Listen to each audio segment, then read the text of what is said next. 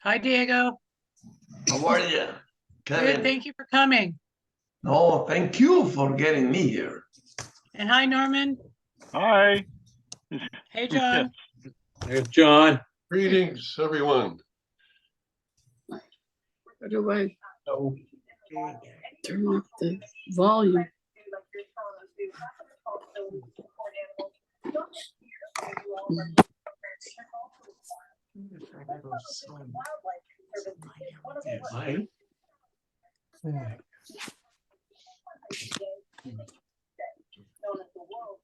We got background noise from someone there.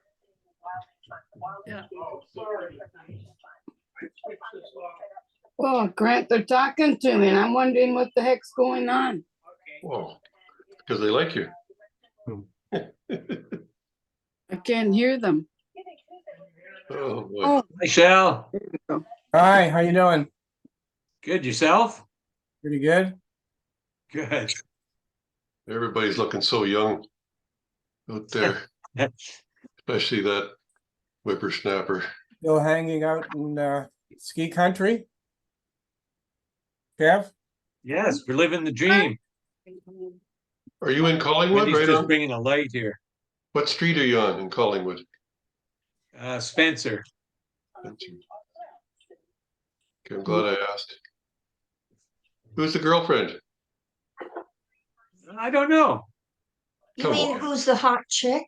Exactly what I was saying. Now that you're both caregivers. Oh, there's somebody. Hi, Kaylin. Hi, Brenda. Hi, Sue. Hi, Hi. everybody. I'm saying hi to my little sweetie in the corner. Oh, my. Hi, sweetheart. Oh, Yeah, no, don't bother, man. All right, guys, we're almost ready to go. Can you hear me? I'm Norman. we can. Can you give us a video? Yeah, I'm trying to figure out what happened. Oh, nothing happened. It's just, Yeah, it's Egypt. It's Egypt. it's Egypt, but I'm back here in Stouffville. What, I see my name, but I can't see a picture of me. Well, because you have to click start video. Start video. Where is that? Yeah. It's in Egypt. Right-hand side, the top. Right? I see, oh, The little dots, maybe. Click on them and it should say start video. oh, Right. pin.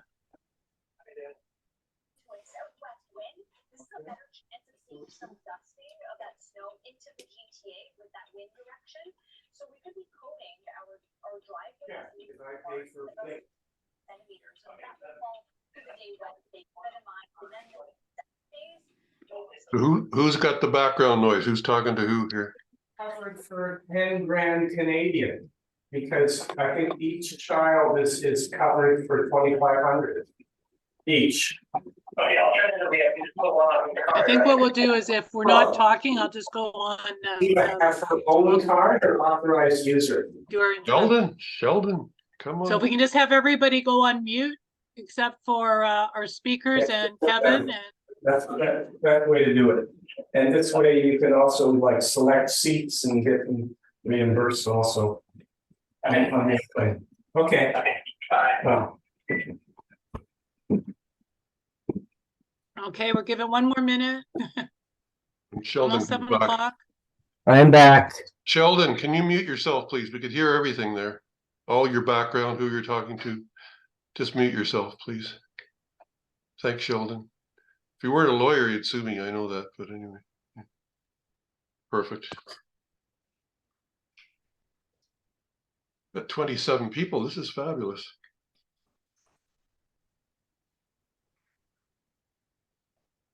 And probably more coming on. All right. Everybody wants to know. Norman, you look extinguished there. Good for you, man.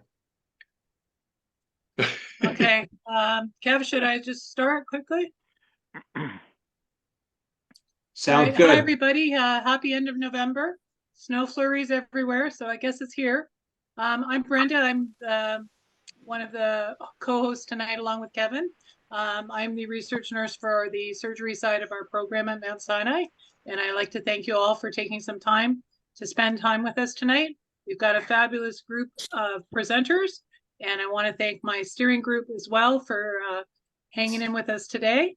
And we are going to videotape this to put on YouTube and Zoom afterwards, but we won't do any of our sharing after the presentation. The question and answers with regard to the presentation will be recorded, but when it comes time to share your story, that will not be on any recording. Okay, so Hardin, my right arm at Mount Sinai, is on the call with us as well. Okay, so thank you very much for joining us, and I will pass it over to Kevin from Collingwood. Thanks, Brenda. This evening, it's great. We have three, I guess I'll call it a panel of three professionals this evening. I'll just start out with John first, John Bear. In addition to being a member of the support group steering committee for over 20 years, John is a doctor of chiropractic. From 1976 to 1988, John was at the Canadian Memorial Chiropractic College as a resident and as a clinician. John's also an assistant clinical professor from 1982 to 1988, teaching courses in orthopedics and neurodiagnosis. I got that right, as well as occupational therapy and ergonomics. Other courses were taught, such as dermatology and technique. John supervised the beginning of many research projects between 1982 and 1988. John started his clinical practice in 1976 and remains active today. He's practiced at numerous clinics in the Toronto area and is currently practicing with the New Flow Medical Clinic in Newmarket. John is a member as well of the Ontario and Canadian Chiropractic Associations and a CMCC member. In his private life, you'd never know it from looking at John, but he's, I'd say, almost a professional athlete. John's completed in 23 marathons, including the Boston Marathon in April 2011. How'd it go, John? I'd like to meet that guy someday. I'm not going to speak. I'm not going to speak first, but he's inspiring me, whoever that is. Perhaps we could go to Diego's. Well, we're also fortunate this evening. Diego has joined us. Diego became an advisor with Sun Life in 1999. Since then, he's continually educated himself and obtained his like I'm still on Sorry? FaceTime with you to my dad. I'm going to. Someone please mute themselves. We'd like to have everyone muted right now. I'll just start again. Diego became an advisor with Sun Life in 1999. Since then, he has continually educated himself and obtained his certified financial planner, certified health insurance specialist, and chartered life underwriter designations. He enjoys building relationships with clients so he can service them in the best possible way. Diego always puts the needs of his client first with his holistic financial planning approach. His experience and trustworthiness are key components in providing investment planning advice. I could see that the video was off. Having run 16 marathons and more than 50 half marathons, he understands focus and dedication. He uses these skills in his role as a committed advisor when working with clients. Thank you, Diego, for joining us. We also have Norm Pulker with us this evening. Norm is an experienced accountant with a 25-year career helping Canadian taxpayers save money while navigating the complexities of the CRA, Canada Revenue Agency. Yay, Norm. He's a certified management accountant, chartered professional accountant, and holds a Bachelor of Mathematics degree from the University of Waterloo. As an experienced accountant and tax preparer, Norm's expertise lies in his meticulous approach, asking the right questions and looking for what is missing. He specializes in managing multiple year tax returns and assists with filing applications for the disability tax credit. He can save his clients thousands of dollars by applying for eligible adjustments up to 10 years. His practice is not just a profession, but a passion. Norman gains great satisfaction from making a difference in people's lives by helping them with their financial affairs. He offers a free initial consultation and he embodies his tagline, saving Canadian taxpayers from the jaws of the taxman. Can I make a suggestion here? The person that is overseeing this, either Kevin or Brenda, if you could mute everybody. I think that's happened in the past where the person in charge can mute everybody. So the person, okay, she's muted herself now. Good. Okay, carry on. So Diego, you want to go first? So unmute yourself. It's up to you, John. So Go ahead. I need or either Brenda or Kevin to allow me to share my screen because it says host disabled participants screen sharing. Could you allow me, Kevin or Brenda, to share my screen to show my presentation, please? Okay, Hardin, can you do that for me? Just gonna try and do it on this end.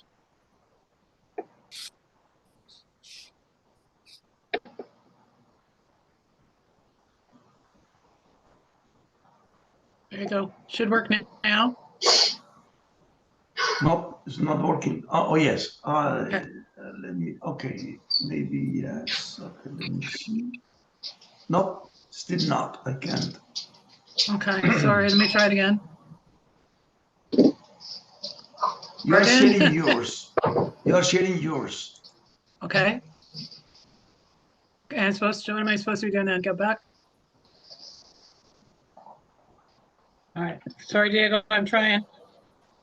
No problem.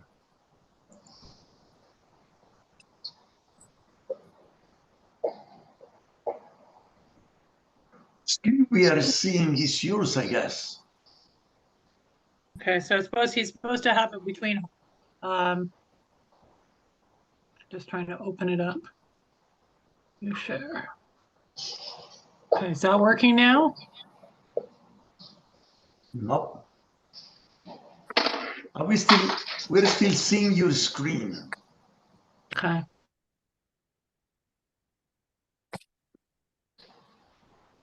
Okay, I've texted Hardin, so I'm hoping it's coming on.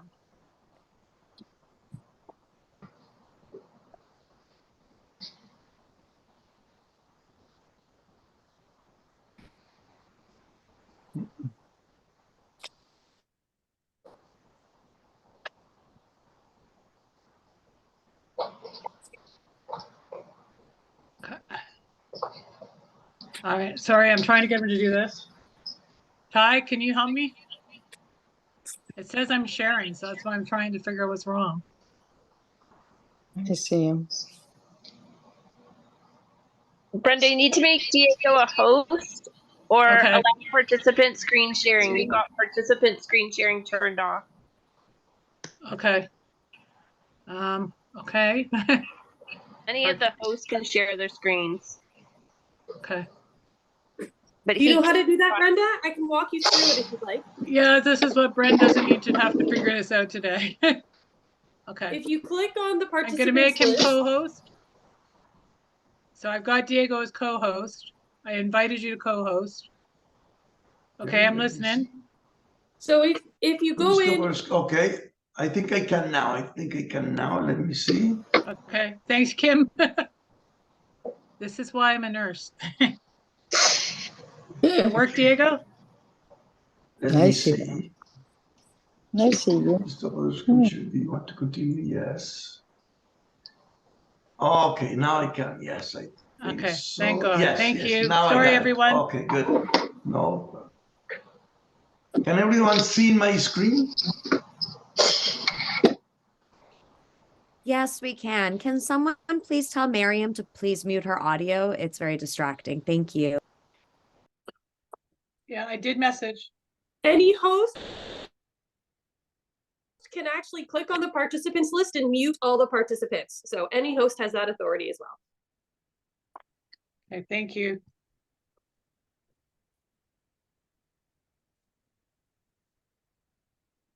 Okay, are we ready? So thank you very much for inviting me. Today's presentation is about the Registered Disability Saving Plan, which is a government plan created in 2008 to help Canadians with disabilities to save money for retirement.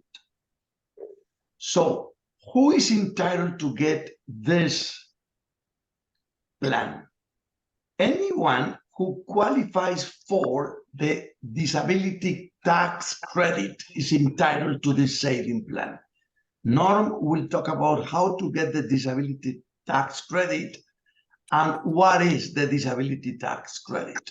So as soon as you get the disability tax credit approval from CRA, Revenue Canada, you can start saving in this plan. So you have to be less than 60 years of age, you have to be a resident of Canada, and you have to have a solid social insurance number. Okay.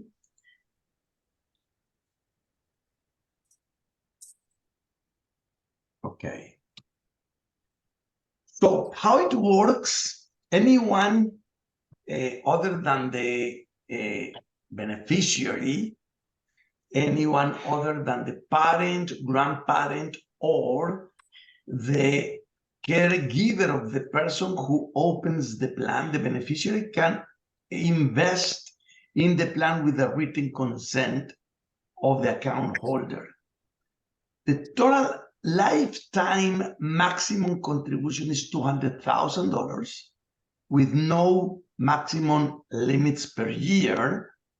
And the government will deposit in the plan up to $3,500 a year. It's called Canadian Disability Saving Grants, and up to $1,000 a year in something called Canadian Disability Saving Bonds. I will talk about that more in detail later on. The money grows tax-free within the account, is tax-sheltered investment income. You can invest the money in stock, bonds, GIC, any investment vehicle you want to invest in. The savings and withdrawals do not affect any provincial income tax benefits tests. Let's say that it doesn't increase your OLA security, for example. It doesn't affect any of those tests for income. And if you miss the grants in the previous years, you can catch up to 10 years prior or since the day you were entitled to the disability tax credit. You can go back and catch up and get all the grants and bonds that you missed in the previous years. Now, the government grants are two. One is called Canada Disability Saving Grant. It depends on the amount you invest. I'm going to give you some examples later on. And your income, based on that, you get either 300% of the money you invest in grants, 200% or 100%. The maximum is $3,500 a year, and the lifetime maximum is $70,000 lifetime. And the second one is Canadian Disability Saving Bonds, which is $1,000 a year to a maximum of $20,000 a year, and is based on income as well. So the first one, the Canadian Disability Saving Grant, the $3,500 maximum of $70,000 lifetime, only up to 49 years of age. You could keep contributing from 49 to 60, but the grants, either the Canadian Disability Saving Grants or the Canadian Disability Saving Bonds, goes to age 49. So the sooner you start investing, the sooner you get the grants. So For the first $500 you invest, you get $3 per $1 you invest. So it's $1,500 annually. And the next $1,000 you put in the plan, you get $2,000 annually in the plan from the government. The maximum is $3,500 a year. And if the family income, the beneficiary or the account holder's family income combined is more than $106,000, you just get $1 per dollar you invest. If your income is less than $106,000 a year, family income, you get $3,500 a year maximum in your savings. And the disability saving bonds, you get $1,000 annually with no contribution needed, up to $20,000 in lifetime. But you have to have an income, family income, less than $35,000 a year to get the bond. If you have income between $35,000 to $53,000, it's a formula that is proportional the $1,000 you get. And if the family income is more than $53,000, there is no bond, but there is still the Canadian Disability Saving Grant. Remember, there are two: Canadian Disability Saving Grant and Canadian Disability Saving Bonds. Now, this is very interesting. You can carry back your not gotten grants from the previous years. Let's say that you get the disability tax credits 10 years ago and you didn't start the plan. You can go back and recover the $3,500 per year that you miss in grants if you know how to do it. The maximum you get per year is $10,500, and the 20,000 bonds that you missed in the previous year, you can recover them by $11,000 per year to get the missed grants and bonds, up to 10 years. Now, how do you get the money when you need the money? You start getting the money when you turn 60 and you don't have to repay any money. Now, if you need money before 60 years of age, you need to repay the grants $3 per $1 that you withdraw. If you need $10,000, let's say, to buy a car, you can get the $10,000, but you have to repay $30,000 in grants, providing that you take the money before 60. The withdrawals will consist in non-taxable contributions because you pay the money, you invest the money after taxes, and the investment income plus the grants are taxable income on the hands of the beneficiary. So normally what you do, because this is supposed to be a long-term retirement income, it's called lifetime disability assistance payments. The money is supposed to last at least until you are 80. So we divide the payments in 20 years so that you get a lifetime income. The amount you have invested divided 20, and you get an annual or monthly income for 20 years. If you need lump sum assistance, you can get some money out, providing that is more than the grant that you have. You cannot deplete the account, just leave only the grants. You have to keep some money there as well. So let me give you an example. A disabled young guy or girl is 19 years old, get the disability tax credit approval by CRA, and invest for 31 years to age 50.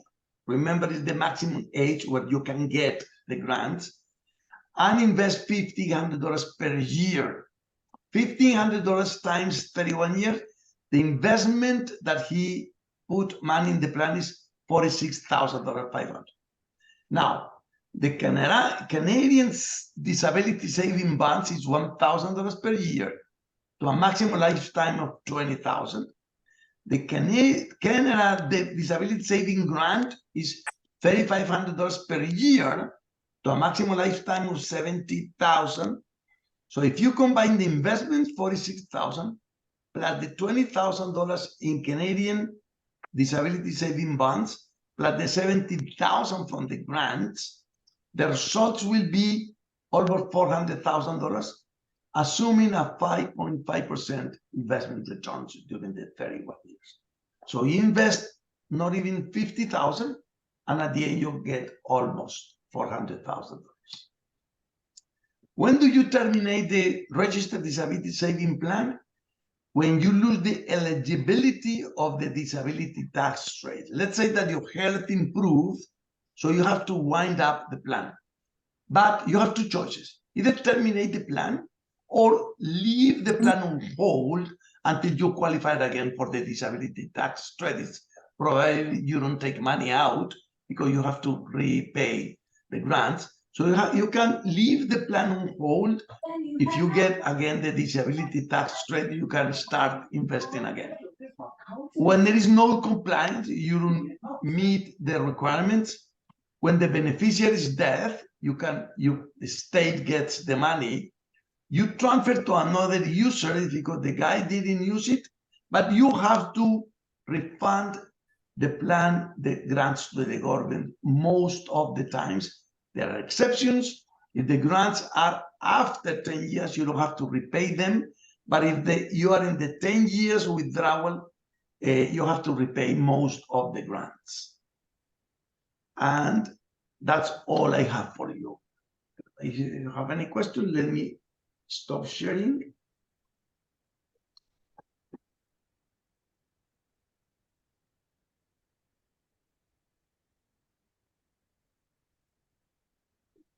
I have a question.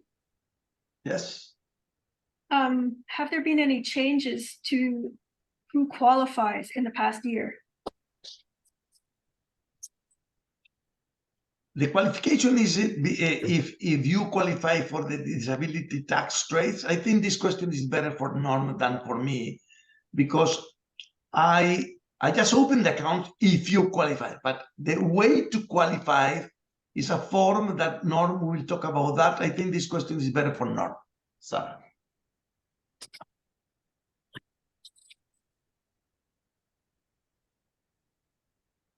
May I ask a question if that's okay, Diego?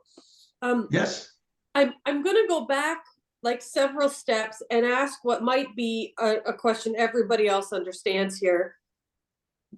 What's the purpose of opening this RDSP? Is it basically just an added retirement savings plan for people who qualify for the disability tax credit, or is there another planning piece that I'm not aware of for people who qualify? Can you just tell us about the philosophy of why to have this account in the first place? It is for sick people. It's a complement of your retirement plan, your financial plan, using the government's grant. Because remember the example, if you invest $50,000, you get almost $400,000. So it's one way to complement your retirement income. It's for retirement. It's not for short-term investments, because if you take the money before 60, you have to repay most or more of the grant you got. But yes, the answer is yes, it's a complementary retirement plan, financial plan, using the grants from the government for disabled people. But not disabled people, people who qualify for disability tax credit. Doesn't mean that you are disabled, it's just the qualification for disability tax credit.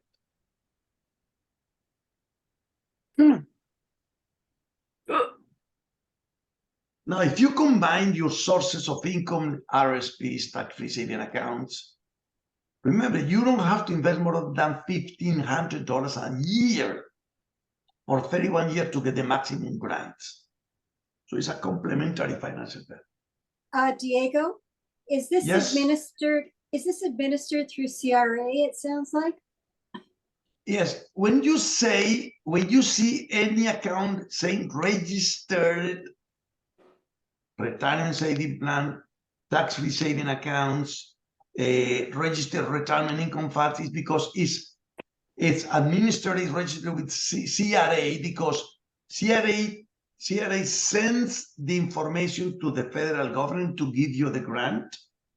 CRA keeps the money tax sheltered, and then when you start withdrawing the money, it is part of taxable and part is not taxable income. So it is administered by CRA, like it is RSPs, like it is tax-free saving accounts. I don't know if it's administered by CRA, but it's registered with CRA, because at the end, who administers the money is the investment company where you have the money invested. They send information to CRA. CRA manages the taxation of the money and send the information to the appropriate minister to deposit the money into the account for the grants. Thank you. I just have a question for you. Yes. What happens if you're over 60, but I've had Crohn's since I was 15, and this is the first time I've heard about it? You don't qualify. No? No. You can't open the account because you could open the account if you are younger than 60, but if you are over 60, you just don't qualify. You miss it. Unfortunately.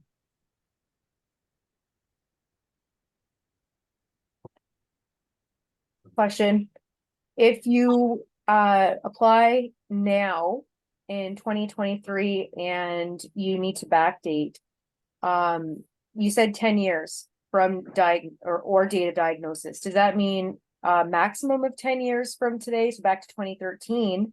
Or does it mean prior to 2013 if your diagnosis was prior to 2013? Up to 10 years. Maximum is 10 years. That you can backdate the grants up to 10 years. From now, not back 10 years.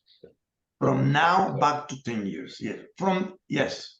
Because I had that experience. So if you were diagnosed more than 10 years ago and you apply for the grant, you open the account today, you just can recover the missed grants for the previous 10 years.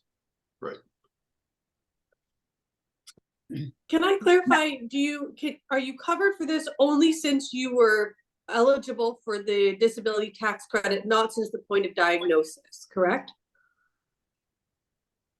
You're right. Norm will confirm this, Norm, please. I think when you fill out the form, CRA will tell you that you can back the disability tax credit since the day of the diagnosis. So this is the same day that you can back your recover the grants from this account.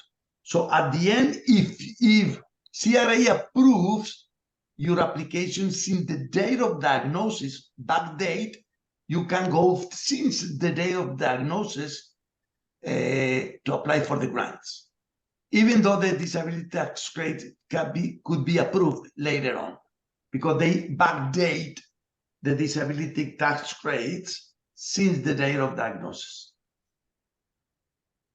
I just have a question for the disability tax credit. I'm just wondering, I have to get mine redone by my doctor like every 4 years, and my disability is permanent, so I'm not really sure like how to make the disability tax credit or does everybody, regardless of their condition, have to do that every 4 years? No, I'll talk about that. Oh, okay. I think maybe we should carry on. It's past 7:30 now, so maybe Norm, you can get. Thank you very much, Diego. That was way more than I expected, and I learned a lot even tonight. So thank you so much. Okay. Norm, you're very welcome, John. Yes, thank you so much.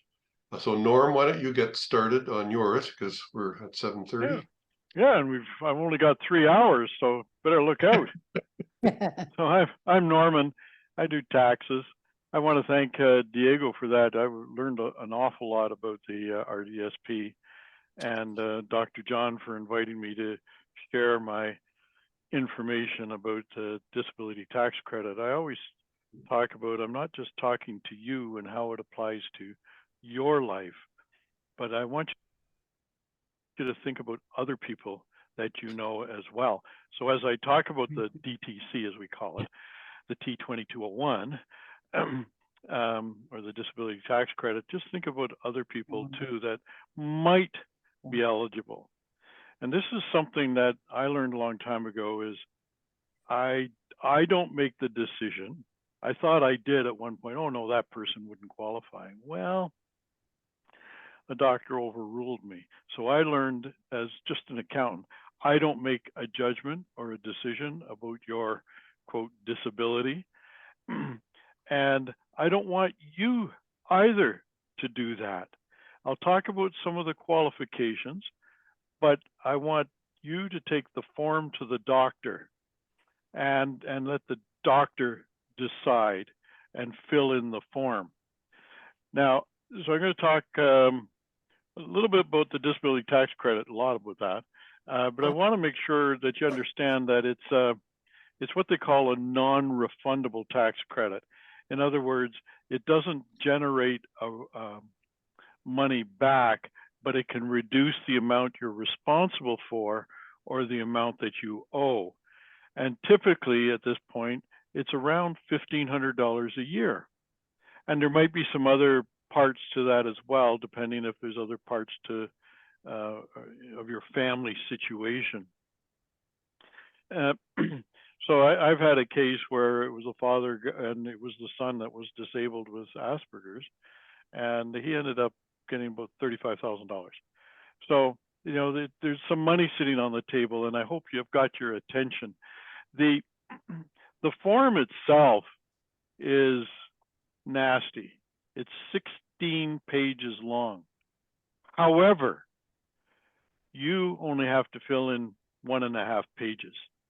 And if you know your name, your address, and your date of birth, you're almost done. It's pretty, oh, and they simplified the form a few years ago.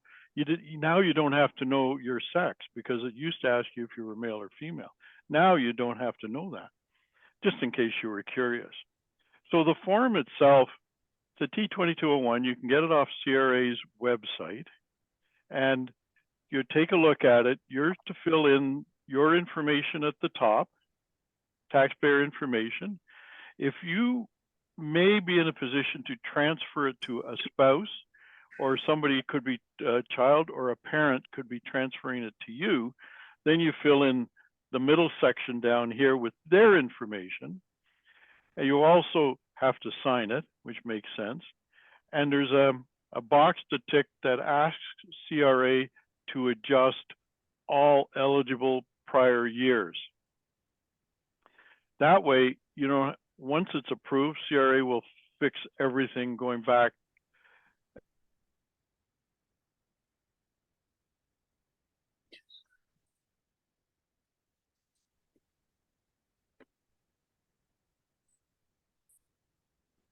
Frozen.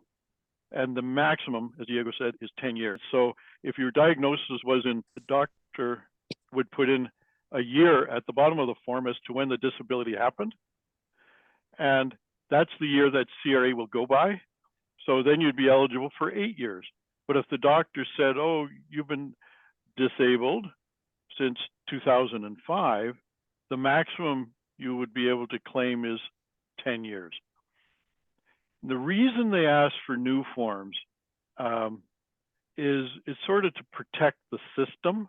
So the lady that was asking about, you know, well, every 4 years, I had a case where the gentleman was like 88, blind from diabetes, and CRA asked for a new form. Well, we had a good laugh because there's no way he's ever going to get better and blah, blah, blah. So you just got to go with the flow to fill it in. However, sometimes you do get them acknowledge that this is not going to go away and you'll be considered, you know, permanently in this situation, which probably applies to most people. meant to put the time on and I forgot, so I'm probably about a few minutes in, so I'm going to put my timer on now. Norm, can you just repeat what you said when it was frozen, just maybe the beginning part? Because we all didn't hear that part.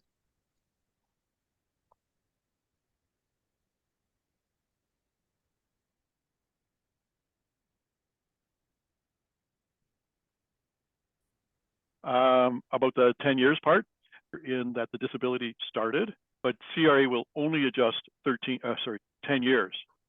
And by December 31st, you would lose a year.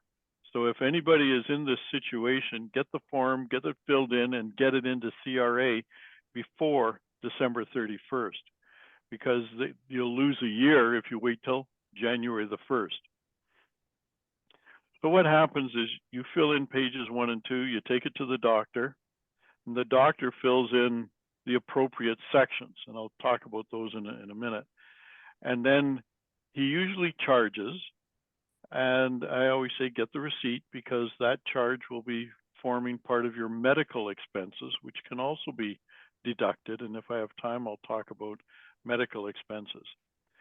When the form comes back to you, you send it in to CRA, or if you have an accountant, then in my practice, I've always sent it in with a cover letter, you know, saying, here it is, please adjust, blah, blah, blah. Sort of ramps it up a little bit, but I'm not here to take you away from your present accountant or tax preparer, or if you do it yourself, you can still do it yourself. It's not that, well, in my world, not that complicated. However, so the form the basis is, quote, you're markedly restricted in your activities of daily living. Well, what does that mean? And they've also, and they define this every year. They get the definition is clearer, I guess you could say, or more muddled. But, and the other part is, if you spend more than 14 hours a week managing your condition, then that would be a criteria. But even still, it's not for you to decide, get the doctor to fill it in. A classic case, and this is fairly new, that's what Diego referred to, things do change, is just a few years ago, we were starting to able to get people with type 1 diabetes eligible for the disability tax credit. Now they had, at that time, they had a little form they had to fill in as to how many hours per day they dealt with managing with their type 1 diabetes. And so that's probably more where we're going to fall into with your conditions here. But, you know, and there could be a combination of other items as well. It's not always just physical, it could be mental as well. Well, maybe I qualify for that one, because I love doing taxes.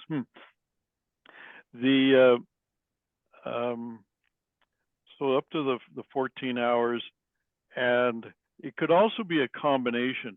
Like when I said markedly restricted, it quite often refers to people that take an inordinate amount of time to walk a city block. So if your physical condition isn't that great and you're slow or physically challenged, plus you have your other condition that we're talking about, that CRA may take it as a combination and add the, you know, that, and they may say you're eligible because you've got a combination. And that was fairly new as well. They put that in maybe 6 or 7 years ago. At one time, you had to be disabled under one only condition. So you send the form into CRA, there's addresses there, it's usually Sudbury, and they're getting a lot quicker with this too. They take 2 to 3 months, maybe, don't quote me, they'll send you a letter and they'll say, we reviewed it, you qualify, and then they'll do the adjustments, and that'll take some more time, of course, to do that. The other thing they can do is they can write your doctor a letter, and that's one reason doctors don't really like these forms a lot. They can write your doctor and ask for more information, because the doctor does have to fill in his part at the back with all his information. Now, in many, I always say doctor, but it could be a nurse practitioner as well. Specialists don't like to do these forms. They prefer to push it down on the GP. But a nurse practitioner in most cases can also fill in the form. I don't know if that makes a difference in clout, but why not? And doctors can charge like $30 to $200 for doing this form. And they may not move along very quickly with it either, because they put it in the pile and come back in 2 weeks to get it. So you've got to watch it, because December 31st is coming around. Now, I also said that if you may not have taxable income, but if you're married, your spouse may have, and this tax credit can be transferred to them as well, as long as you fill in that bottom part of the form. You can tell how fancy I am with technology, right? Yeah. I don't so good with sharing screens and stuff. I like to see this stuff. Anyway, Diego, he's an expert. So I think that's what I wanted to cover on the disability tax credit. And yes, it is a requirement to have that in order to be eligible for what Diego talked about, the Registered Disability Savings Plan. There's a couple of other programs that you might also be eligible for. The Canada Workers Benefit Disability Supplement, the Child Disability Benefit, and this one is interesting, the Multi-Generation Home Renovation Tax Credit. And that's where you have several generations, kids, parents, and grandparents, and one of the grandparents needs to do some renovations so that they can continue to live at home. Oh my goodness. So there's a lot of other areas to deal with or that the disability tax credit can help you with. Quickly, if I can be quickly, I wanted to talk a little bit about medical expenses, because a lot of people miss things with medical. This is another non-refundable tax credit, but there may be actually, if your income's pretty low, you may get some other little goodies tossed in. So don't forget that any of the supplies you have to manage your condition, including incontinence pads and whatnot, all this stuff is, I won't say is because Siri might argue, but I always put it down under medical expenses. And if you've got a bunch of other things like prescription drugs or, hearing aids and whatnot, you can be adding all these together. And Zoom meeting, can I call you? And the other thing too is, because I gather, I don't know if this is just Toronto or Ontario, or Canada. The idea is if you travel more than 40 kilometers to see your doctor, you can claim travel as a medical expense. At the rate in last year was 61.5 cents a kilometer. You can be more complicated about it, but this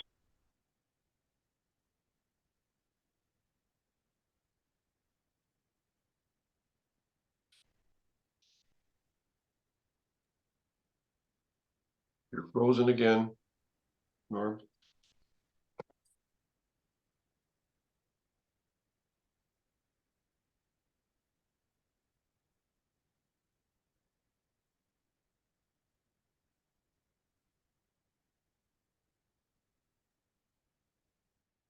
Don't know how to unfreeze him.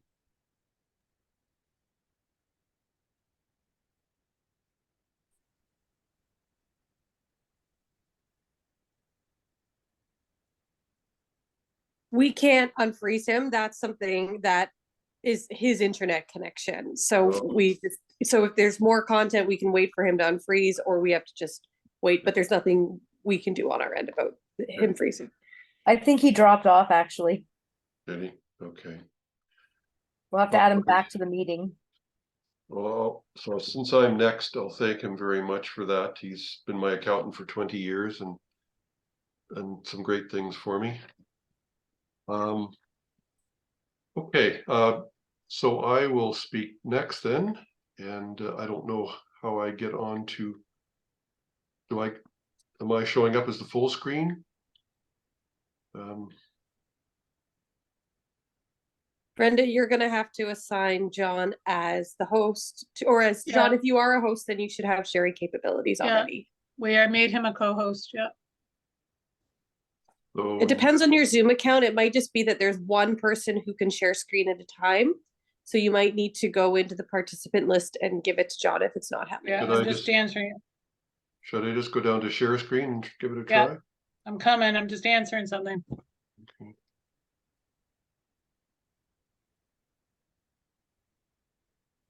Yeah. Tell me when I can share screen. Or I clicked it.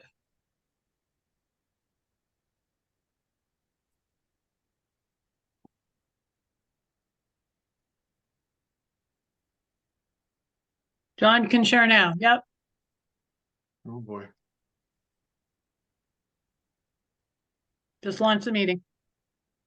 Okay.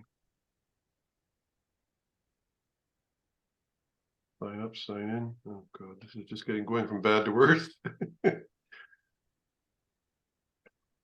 John, you're already in the Zoom meeting. So are you trying to pull up some slides, or what is it you're wanting to share? No, I just, do I show up as the screen, or should I just even not worry about that? Don't even worry about it.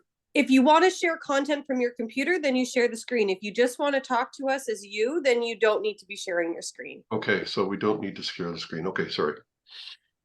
All right. So I don't know what happened, but I suddenly disappeared. But I didn't know, were there any questions for me, or? I think we're going to save questions right to the end, and then you can answer them then, Norm. Okay. Well, I did finish. I don't know if I got cut off or what, but I think you dropped off with the signal. oh. Okay. All right, John, you take it over, and then we got questions at the end. Well, I can't see myself, but can you see me, you guys? Yeah. No? Yeah. Okay. Yeah, my situation goes back 43 years. 1979, I had the subtotal colectomy and ileostomy, and carried on with that until the ileoanal pouch was made in 1999. So when Norm and I were talking about it, and I thought, I don't really think I'm disabled, but let's send this in. My family physician put all the details about the subtotal colectomy and the ileostomy for 20 years, and then the J pouch made in 1999. And CRA allowed the disability tax credit to go back 20 years, but they would only reimburse for the previous 10 years. And that was, I think, 3 or 4 years ago that I was deemed permanently disabled from the disability tax credit situation. So, I mean, I missed 10 years of it because I didn't really think I was disabled, or wasn't really aware of this disability tax credit. Probably could have, like the rest of us, used it, but I did get 10 years back date. So it was a sizable amount, probably $18,000. And then every year now with I think it's up to almost $9,000 of tax credit, I probably get $1,500 to $1,700 of tax money saved. So I'm really glad that I've got that as part of my reducing my tax, as well as age and disability tax credit. And also Norm has been great with sharing income with my wife so that we can reduce the tax between the two of us. So yeah, just a J pouch qualified me, and probably the ileostomy would have before, because I think it started in 1988, the actual disability tax credit, but didn't know about it. So that's my story, and I'm glad that that I can continue to utilize that to reduce taxes, because I am still working 5 days a week. Any questions? I have a question.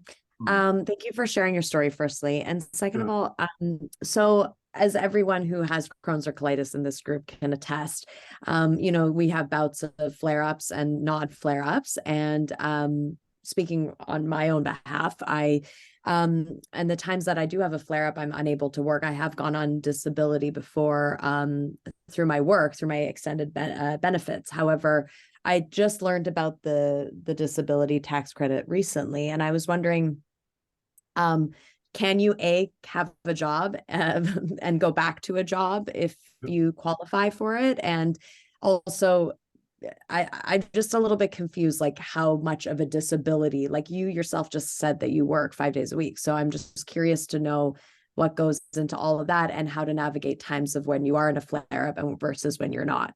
Yeah. Well, for me, you know, the disability is because I'm spending more time dealing with going to the washroom with my ilioanal pouch. It's 24 years old, so it's not working the same way as it did 10 or 15 years ago, where I probably didn't have to go as much. So unfortunately, I have to wear a diaper at night just to make sure that, because I get home late and then I eat late. So that's something that I have to do. And you know, I don't even think about how many times I go, I just go. And now I have to go a bit more quickly after a meal. But it doesn't stop me from doing all that I do. So the doctor, the physician, will look at the criteria and put on the criteria based on what you have, how much longer it takes. And I think if the person is saying that the J pouch, the CRA looks at the J pouch as being a permanently disabled situation, they would make that decision from their end. So between what you put through and then what they look at as being something not right now, but that's for me. permanent, yeah. So yeah, it's not an easy situation, and it's difficult to understand how some people qualify and some people don't, but that's up to the physician to. So you can still have a job then? Yeah. Oh, okay. If I could interject on that too, I've neglected to mention, somebody mentioned it in chat, the disability has to be prolonged. They say expected to last more than 12 months. And well, this is permanent, but also, as John says, it's up to the doctor, and they have this criteria that they expect that you have to spend more than 14 hours a week to maintain to deal with your disability. So I mean, it might be 12 hours one week or 16 another, but you know, on average, it would be 14 hours a week that one would have to put into managing the disability. And working has absolutely nothing to do with it. And actually, if you're not, it's probably not to your advantage to have the disability tax credit unless you have a spouse or a parent or somebody who actually supports you. Then it can be transferred to them. But you need to have taxable income for it to benefit you. Otherwise, it can be transferred to somebody else. I have a question, or sort of a question and a comment. So I am currently in the process of applying for the Canada Pension Plan Disability thing, which is an even worse form to fill out than the one that you had mentioned previously. Yes, it is. So I'm wondering how does that play into the RDSP and disability tax credit? Is that something that's completely separate, or what? Thank you for bringing it up, because I actually wanted to mention that about the Canada Pension Disability pension part. And yes, it is a very complex form, very challenging, but it is more severe than applying for the DTC.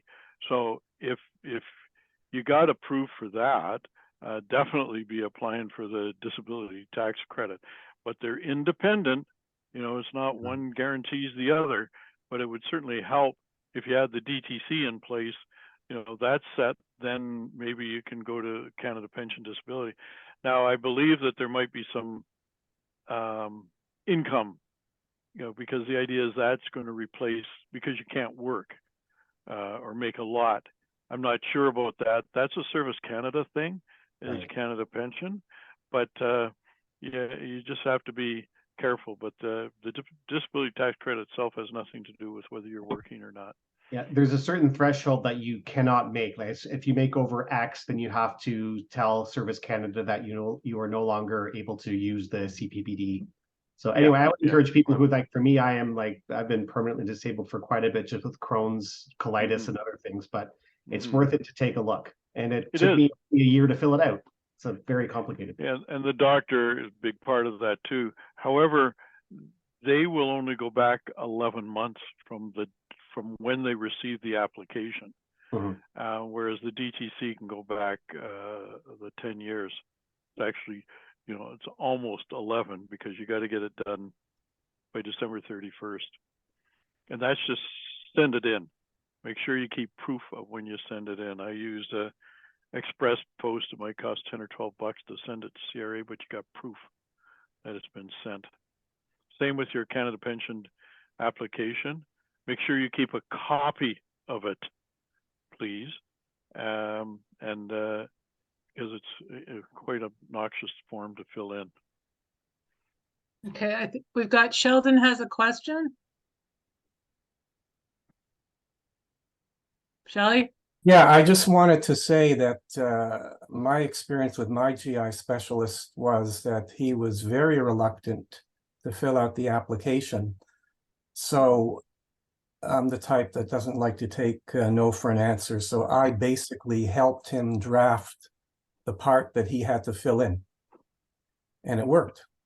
So don't be discouraged by a reluctant doctor. A lot of them just don't want to deal with follow-up questions from CRA. That's exactly right, because it takes a lot of time and they have to be official letters and they don't get a lot of money when they charge you for this. I mean, not that you can be sympathetic towards doctors, but one of my favorite lines when somebody said their doctor didn't fill it in, I said, pick another doctor. but and she did. But anyway, that's another story. Another of my favorite lines is I had a relative who was blind, and but he didn't want to file the disability tax credit, and it's almost an automatic when you're blind, because he was a car collector and he worked on cars even though he was blind, and he thought that if he applied for the disability tax credit, they'd take his driver's license away. Did I mention he was blind? So he lost I think at least 15 years, and he was a high income earner, so he lost a lot of money because of not understanding the system. I think I finally talked to him and got him convinced they won't take his driver's license away. It's quite independent. They're sworn to secrecy. They can't go telling anybody anything about you. So good. Somebody has their hand. Someone has their hand raised. I think it's M. Hi. Yeah. Hang on. Let me start my video. So you can know I'm here. Oops. Hi all. I've lived with Crohn's for 37 years and been a TPN patient for 17 or 13 years, but I'm about to turn 60. So is that going to affect my application for the tax credit? I'm long gone for the pension plan, and I never made any personal income for a long time. So can I still, my husband still use the disability tax credit even though I'm about to turn 60? Yes, there's no age limit on the disability tax credit. Okay. I mean, as a matter of fact, I get an awful lot of seniors who get it, and they might be living with a 60-year-old daughter or something, and it can be transferred over to the family member. And in your case, it can be transferred to your husband because if you don't have a lot of income, it can be transferred to him, assuming he's got income. And so there's no age limit. At one point in time, they didn't like claiming kids under 2, but that might even have changed a little bit too. But anyway, for the disability tax credit, there's no age limit restriction. I mean, under Diego's presentation, there is for some of the goodies that he talked about. And under the CPP disability application the man talked about, it ends at age 65. They sometimes try to push you to go on to regular Canada pension at age 60, but say no, you're going to stay on the Canada pension disability until age 65 when you have to change over to your normal or regular Canada pension. Also, if, no, sorry, forget that idea. Next. Thank you very much. There was a question, Norm, about nutraceuticals and being able to write off things that we take that maybe aren't prescription. I think I read that correctly. Yeah, there's herbal medication and whatnot, CRA does not like. They want to see an RX number, prescription, for any drugs.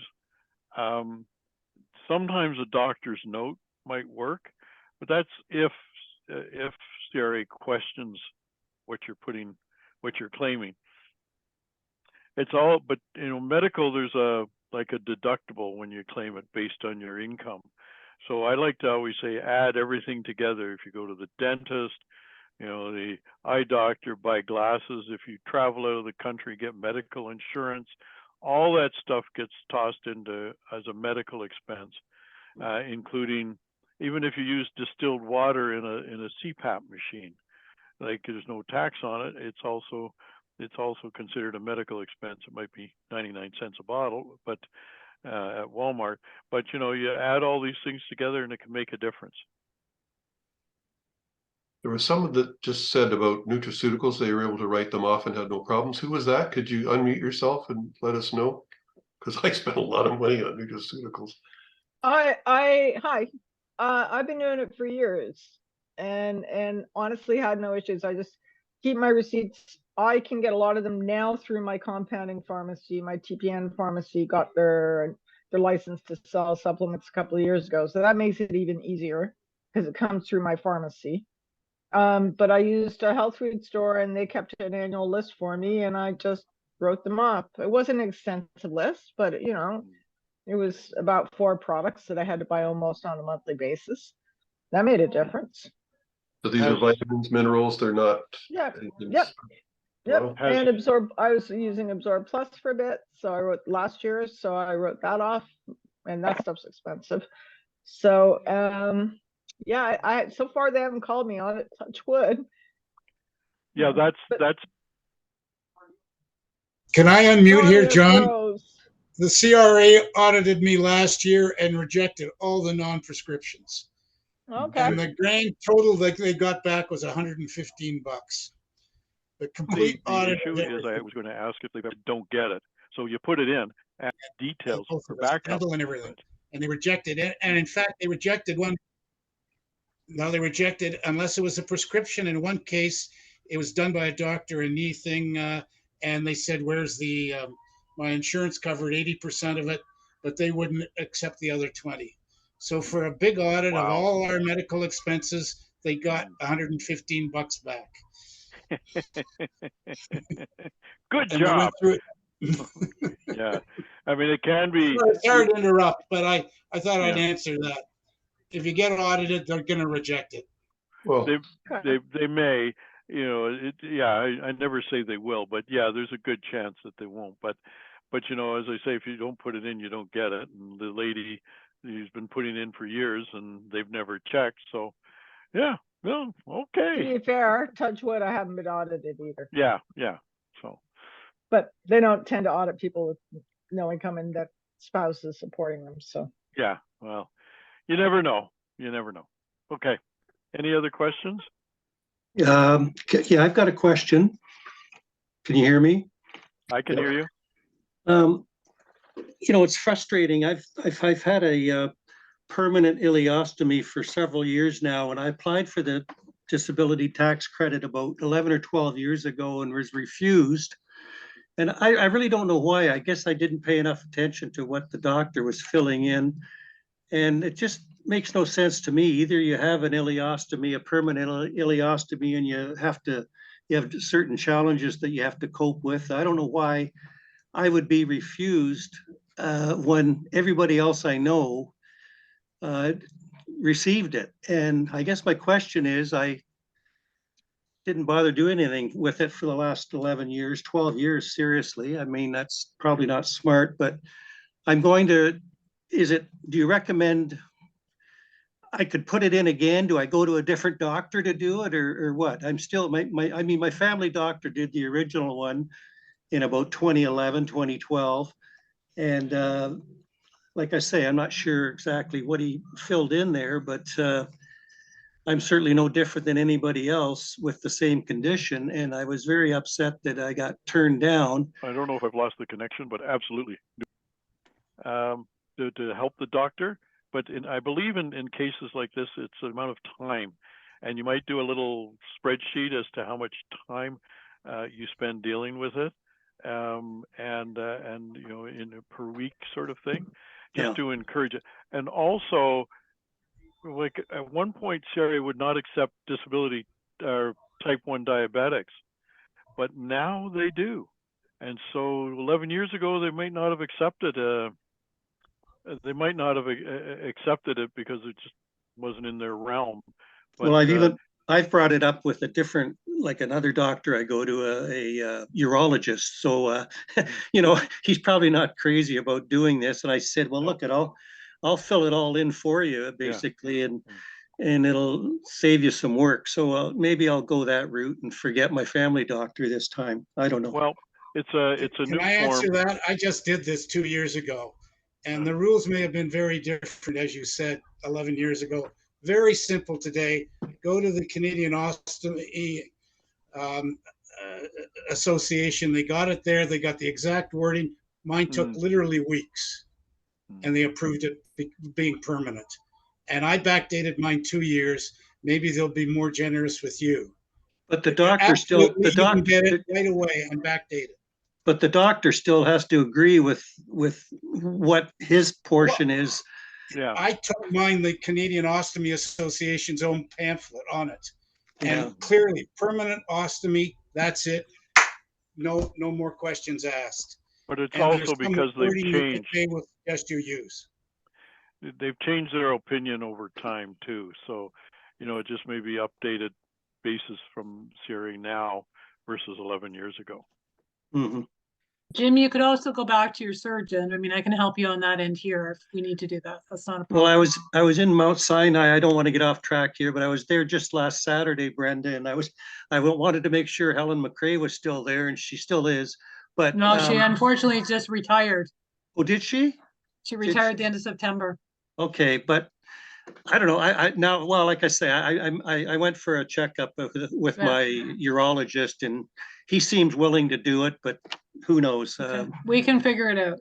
Okay, Kathy has a quick question about Norm, about expenses. Are parking expenses for medical appointments something that you should be holding on to as well?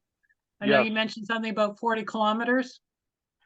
The rules are if you go more than 80 kilometers one way, you can claim parking. However, we've been putting parking in for anybody, and to date, CRA has not rejected it. Okay. Yeah, But that's good at $20 to $30 a shot. Yeah, but you can't quote me on that. But you know, as I always say, if you don't put it in, you won't get it. So put it in and see what happens. But you've got to get the receipt. If you don't get the receipt, you know, and sometimes those machines, it's gone, and you know, and now CRA might accept a credit card statement. They don't like that, but they might if it's got the date and the location of where your appointment was. Okay. Fran has a question as well. She's raised her hand. Hi there. Similar question around the DTC. You mentioned the value of having a cover note. I've asked my I don't have my family doctor, I don't have one right now, but so my gastroenterologist filled out the form, and I know he's really busy, and he didn't really put very much in the form. Would it be helpful for me to write out a cover note, just kind of listing the background of my illness, you know, the 30 years of I think you have to put your note, you know, in the part that the doctor signs. Yeah. And if he doesn't want to, you got to find another doctor. Yeah, the doctor is supposed to approve it, but you can always throw in a note, no harm in it. I don't think it will help. But it may not. I mean, CRA probably say, well, who cares? The doctor didn't sign this. Unless the doctor signs your description, it might have some clout, but I wouldn't necessarily but I don't think it would do any harm. It just, Can I just mention, I think it's important, medical records are medical records. We get these all the time to help people with the car accidents we deal with, the disability certificates. So if the medical records are there, quote them. And if you have to get that record to prove it, but the physician should look at these records and say, yeah, he had his ileostomy at 1979. Yeah, he had his J pouch at Mount Sinai. I mean, it was there. Nobody was, we're not making this up. It's not something that we're trying to, pass by someone. And then the doctor just signs the note, realizing that these are clinical notes and records that are legit. So I don't get the problem with, but I get the problem because well, is it useful to provide those up front or wait until further information if it's requested by the doctor? I think your doctor should see that and know that. If they're your doctor, they're following your cases, they should know what's going on in your past. I mean, it's important to be a medical physician to know what's going on and be able to, so I don't think there's anything here that's kind of weird and wonderful. It's just, it's there, get it out, put it on the form, have the physician sign it or whoever, and it should go through. I mean, and now I think it's more clear than maybe. Some questions in the chat. I've been trying to answer them, but. So Norm, Go ahead. So Norm, did you see the question about back claiming medical expenses? That's okay, right? But you have to file. Yeah, but it's completely separate from the Okay. DTC. But you just have to file an adjustment, but and put them all in, but they'll be subject to a little more review than if it's just part of your original tax return. But absolutely, we do a lot of adjustments for things, so why not? Okay. Does anyone else have any questions for Norm or Diego or John? I asked this in the chat, but basically, when you do get approved for the disability tax credit, do you get, and you've been diagnosed for, in my case, 24 years, but like they backtrack you 10 years. Do you get the 10 years all in one go, or do you have to apply each back year for the 10 years? Do you have to give in one application for each of the year? It would be one application will do it, but CRA will adjust each year. Okay. And so you're going to, but they might adjust a bunch and give you one check, but they'll do reassessments for each of the 10 years. And you may get some interest as well on it if it takes them a while. Remembering, of course, that interest is taxable income and you got to put it on your next year's tax return if you choose. But quite often, they do each year, but then they might give you a check or two checks to get it all covered. But it's one application. Because you got to tick the box. Please adjust all prior years. Okay, thank you. No ticky, no checky. You gotta do it. And in my case, they okayed it back 20 years, but they gave me 10 years. Yeah. They gave me one check for the previous year and another larger check for the 9 years before that. So that's how it unfolded, excuse me, with my particular case 3-4 years ago. I got to run. I got to sing happy birthday to my sister who turned 75. Thank you, Norm. Thank you very much. Thank you guys very much. Thank you. Thank you very much. And I really am glad to have the opportunity to talk about this. And if you have any questions, maybe flow them through Dr. John. He does multiple tax years too. Okay, that's great. We've Thank got you, a few Norm. more. We've got a few more raised hands here. But, okay. Well, Thank you, Norm. Okay, we've got thanks a lot. Harpal. You've got a question, dear? Yeah, actually, Brenda Jactar here. Brenda, we missed the beginning part of the session. Was there any discussion on the ODSP part? No. No, okay. We will take it offline and have a separate discussion then, or we need some guidance on the ODSP. Okay. That's probably our social worker, and that's the problem. I do not have an outpatient social worker. But we can try and figure that part out. And Fran, did you have a question as well?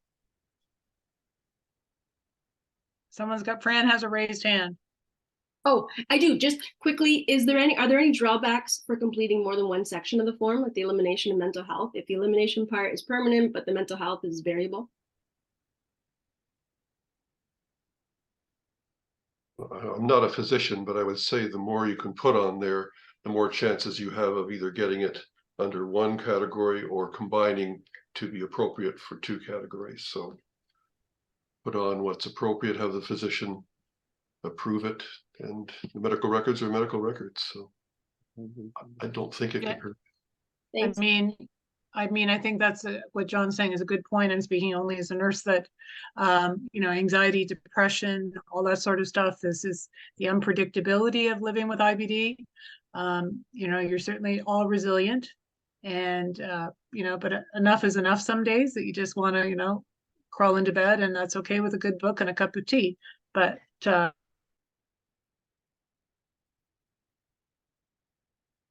think it impacts various aspects of just the bathroom time, right?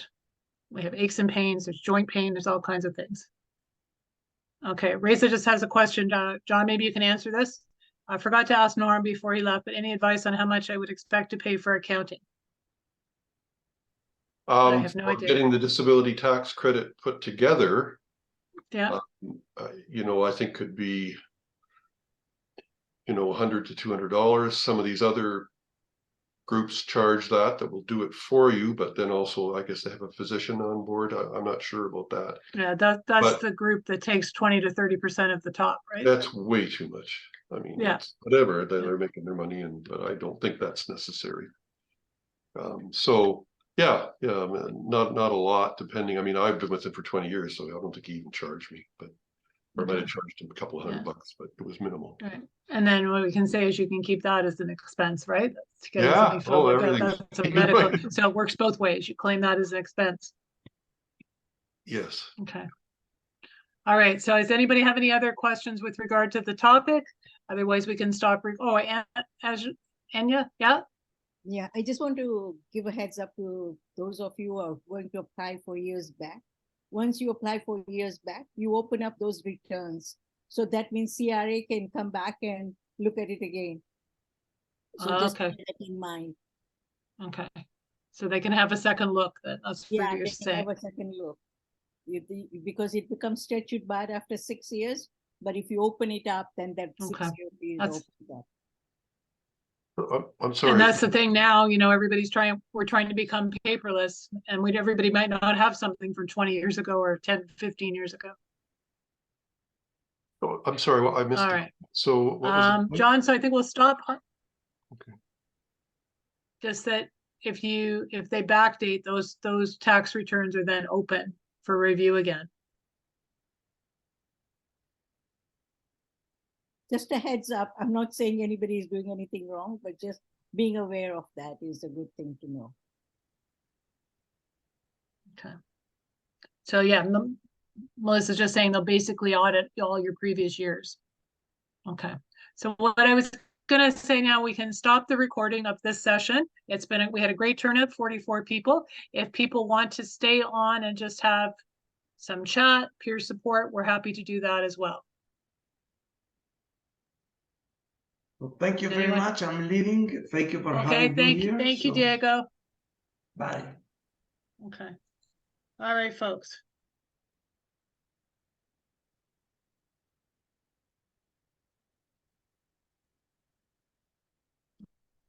Okay, I'm just reading if there's any questions. Thanks for hosting. Everybody's great turnout. We've been trying to do this topic for quite a while. So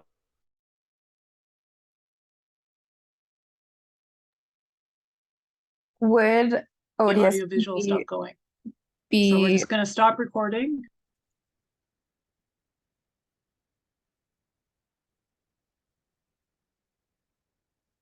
would ODSP be a topic that could be maybe covered in the future? I think it complements what we were talking about here today really well, and could be really helpful. All right. So does anyone have any questions or something they want to get off their chest? We're welcome to that.